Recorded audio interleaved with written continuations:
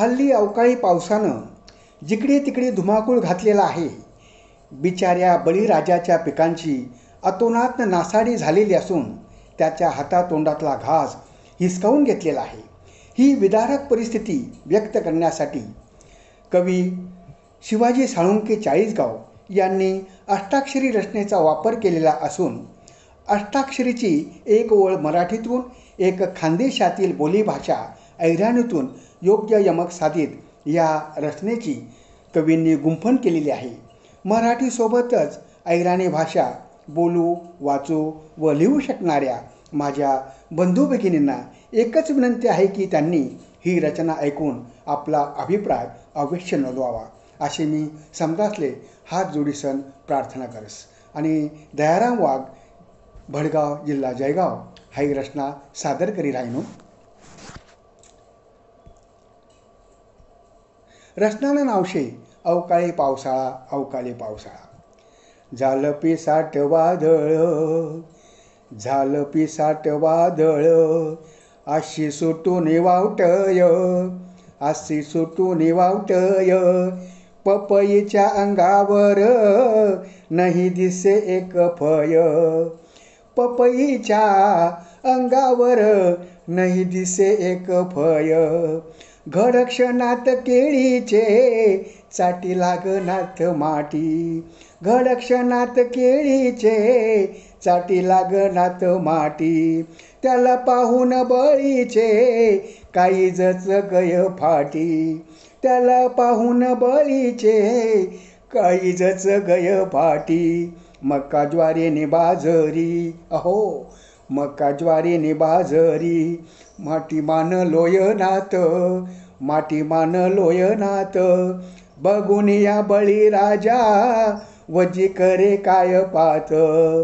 बघून या बळीराजा वजी करे काय पात, काढणीला आले पीक बठ गय भाई सन, काढणीला आले पीक बठ गये भाई सन, आले बघाया पुढारी लगे लग धाई सन, आले बघाया पुढारी लगे लगे धाई सन,